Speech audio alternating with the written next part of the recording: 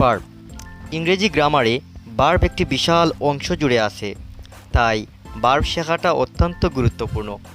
Verb is the main parts of a sentence. বাক্যের প্রধান অংশ হচ্ছে বার্ব, অর্থাৎ পার্টস অফ স্পিচ ৮ প্রকারের মধ্যে সবচেয়ে গুরুত্বপূর্ণ হচ্ছে বার্ব। একটি বার্ব দিয়ে কিন্তু একটি বাক্য তৈরি করা যায়, এতে সাবজেক্ট কিন্তু সেন্সে থাকে। সো বার্ব আমাদেরকে ভালোভাবে শিখতে হবে। এখন প্রশ্ন হচ্ছে, হোয়াট ইজ বার্ব? বার্ব কি? শক্তি প্রয়োগ করে কোনো কিছু করাকে বার্ব বলে, অর্থাৎ কোনো কাজ করার নামই হচ্ছে বার্ব। তা হতে পারে মানসিক শক্তি প্রয়োগ করা বা শারীরিক শক্তি প্রয়োগ করা। বার্ব প্রধানত দুই প্রকার, finite verb and non finite verb. Finite verb মানে হচ্ছে সমাপিকা ক্রিয়া, নন ফাইনাইট বার্ব মানে অসমাপিকা ক্রিয়া। ফাইনাইট বার্ব কি?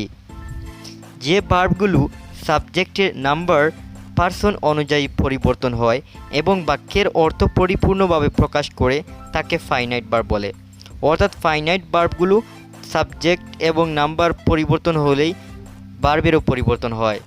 নিচের উদাহরণগুলো আমরা দেখলে বুঝতে পারি, যেমন আই লাভ মাই কান্ট্রি, কিন্তু second example he loves his country.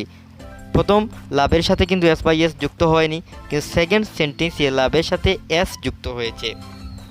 অর্থাৎ প্রেজেন্ট ইনডিফিনিট টেন্সের subject third person singular number হলে বার্বের সাথে এস বাই এস যুক্ত হয়, সে অনুযায়ী এই বার্বটিও পরিবর্তন হয়েছে। সুতরাং সাবজেক্ট পরিবর্তন হওয়ার সাথে সাথে বার্ব পরিবর্তন হয়েছে, এজন্য এটা ফাইনাইট বার্ব। আবার 3 নম্বর এক্সাম্পল, হি প্লেইড ফুটবল। এই প্লেইডটা পাস্ট টেন্স, অর্থাৎ অতীতকাল নির্দেশ করার জন্য আমরা প্লেইড লিখেছি। সো এখানে সাবজেক্টের নাম্বার পার্সন এবং টেন্স অনুযায়ী বার্বের পরিবর্তন হয়, আর এই বার্বগুলোকেই কিন্তু ফাইনাইট বার্ব বলা হয়। নন ফাইনাইট বার্ব কাকে বলে?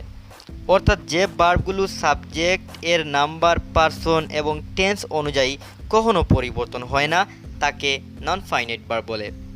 যেমন এক্সাম্পলগুলো আমরা দেখতে পারি, I want to play, he wants to play, they wanted to play. তাহলে তিনটি এক্সাম্পলেই প্লে প্লে প্লে, অর্থাৎ কোনোটির সাথে এস ইএস আইএনজি ইডি কোনো কিছুই যুক্ত হয়নি। সুতরাং to play to play to play এগুলো হচ্ছে non finite verb. Finite verb. Finite verb আবার দুই প্রকার, এগুলো হচ্ছে প্রিন্সিপাল বার্ব অথবা মেইন বার্ব এবং বি বার্ব বা অক্সিলিয়ারি বার্ব। প্রিন্সিপাল বার্ব কি? এই বার্বগুলো নিজ থেকে কাজ করতে পারে। যে বার্বগুলো নিজে নিজে কাজ করতে পারে তাকে কিন্তু প্রিন্সিপাল বার্ব বলে। যেমন আই প্লে ফুটবল, এই প্লেটি নিজস্ব অর্থ রয়েছে। Nilima rights a letter to me, Nilima আমার কাছে একটি চিঠি লিখে, এই রাইটসটাও কিন্তু নিজে নিজে অর্থ প্রকাশ করতে পারে। হি গোজ টু কলেজ, গোজ বার্বটিও নিজ থেকে অর্থ প্রকাশ করতে পারে। অর্থাৎ এই বার্বগুলো তার অর্থ প্রকাশের জন্য নিজ থেকেই কিন্তু অর্থ প্রকাশ করতে পারে, তার জন্য এগুলো হচ্ছে প্রিন্সিপাল বার্ব। এখন আসি আমরা অক্সিলিয়ারি বার্বে। অক্সিলিয়ারি বার্ব প্রিন্সিপাল বার্বের মতো নিজ থেকে কোনো কাজ করতে পারে না, অর্থাৎ এই ভার্বগুলো প্রিন্সিপাল বার্বের টেন্স, মুড এবং অর্থ প্রকাশে সাহায্য করে থাকে। আই এম প্লেয়িং ফুটবল, এখানে এম যুক্ত করেছি, এটা বর্তমানে চলিতেছে বোঝানোর জন্য, কিন্তু প্লেয়ের সাথে এম যুক্ত হয়েছে। আই এম প্লেয়িং ফুটবল, অর্থাৎ আই প্লেয়িং ফুটবলকে আমরা না বলে বলতে হচ্ছে আমাদের আই এম প্লেয়িং ফুটবল। এখানে যদি আমি লিখতাম আই ওয়াজ প্লেয়িং ফুটবল, তাহলে এটি অতীতে চলে যেত। Same she is singing a song, এই ইজ দ্বারাও কিন্তু প্রেজেন্ট কন্টিনিউয়াস টেন্সকে নির্দেশ করেছে। অর্থাৎ এই অক্সিলিয়ারি বার্বগুলো মেইন বার্বের অর্থ প্রকাশে, টেন্স গঠনে, মুড গঠনে সাহায্য করে থাকে। প্রিন্সিপাল বার্ব আবার 3 প্রকার। এই 3 প্রকার বার্বগুলো হচ্ছে ট্রান্সিটিভ বার্ব, ইনট্রান্সিটিভ বার্ব এবং লিঙ্কিং বার্ব। ট্রান্সিটিভ বার্ব কোনগুলো? যে বার্ব তার অর্থ পরিপূর্ণভাবে প্রকাশ করার জন্য অবজেক্ট গ্রহণ করে। অর্থাৎ যদি অবজেক্ট আমরা না যুক্ত করি তাহলে পরিপূর্ণ অর্থ প্রকাশ পাবে না। নিচের এক্সাম্পলগুলো আমরা দেখি, উই লস্ট, আমরা হারালাম। তো উই লস্ট, আমরা কি হারালাম? আমাদের বলতে হবে উই লস্ট, কোনো জিনিস বলতে হবে। যেমন আমি এখানে লিখেছি we lost the fan, he killed, সে হত্যা করলো। কি হত্যা করেছিল এটা লিখতে হবে। So he killed a tiger, যখন আমরা বললাম হি কিল্ড এ টাইগার তখন এর অর্থ পরিপূর্ণভাবে আমরা বুঝতে সক্ষম হয়েছি। ইন্ট্রান্সিটিভ ভার্ব কি? যে ভার্ব এর অবজেক্টের প্রয়োজন নেই, অর্থাৎ অবজেক্ট ছাড়াই কিন্তু সে পরিপূর্ণভাবে অর্থ প্রকাশ করতে পারে, আবার অবজেক্ট দিলেও কোনো সমস্যা নেই। যেমন আই রিড, আমি পড়ি, কিন্তু আমি বলতেও পারবো আই রিড আ বুক। যেমন হি সিংস, সে গান গায়, আমি আবার বলতে পারবো he sings a beautiful song. She came, সে এসেছিল, আমি বলতে পারবো শি কেম ফ্রম ইংল্যান্ড বা she came to my house, এভাবে। 3 নাম্বার লিঙ্কিং ভার্ব, এটিও প্রিন্সিপাল ভার্বের একটি প্রকার।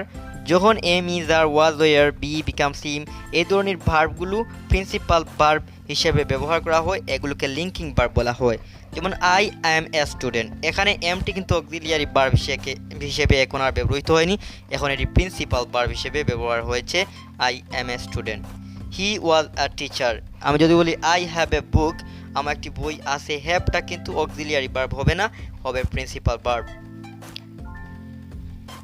এখন আমরা আসি অক্সিলিয়ারি ভার্ব এর প্রকার নিয়ে। অক্সিলিয়ারি ভার্ব কয় প্রকার? অক্সিলিয়ারি ভার্ব সাধারণত 3 প্রকার: primary auxiliary verb, modal auxiliary verb, periphrastic modal auxiliary verb. Primary auxiliary verb, এদের সংখ্যা মোট 3টি: to be verb, to do verb, to have verb. To be verb আবার 8টি: am, is, are, was, were, be, being, been. To do verb 3টি: do, does, did. To have verb 3টি: have, has, had. Modal auxiliary verb কি? যে ভার্বগুলোর পর main ভার্বের base form বসে তাকে মডাল অক্সিলিয়ারি ভার্ব বলে, অর্থাৎ এই ভার্বের পর মডাল অক্সিলিয়ারি ভার্বের পর ভার্বের সাথে আইএনজি, ইডি কিচ্ছু যুক্ত হবে না। এদের সংখ্যা 13টি: can, could, may, might, shall, should, will, would, must, need, dare, had better, would rather. Periphrastic modal auxiliary verb কোনগুলো? অর্থাৎ যে ভার্বগুলোর সাথে সর্বদাই টু যুক্ত থাকে তাকে পেরিফ্রেস্টিক মডাল অক্সিলিয়ারি ভার্ব বলে। এদের সংখ্যা 6টি। এগুলো হলো be to, be going to, used to, ought to, be about to, have two.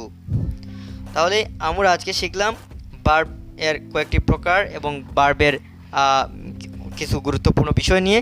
Verb সম্পর্কে এখানেই শেষ নয়, ভার্ব সম্পর্কে আরও অনেক কিছু রয়েছে যেগুলো আমাদেরকে ভালোভাবে জানতে হবে। ধন্যবাদ সবাইকে। Thank you for watching this video.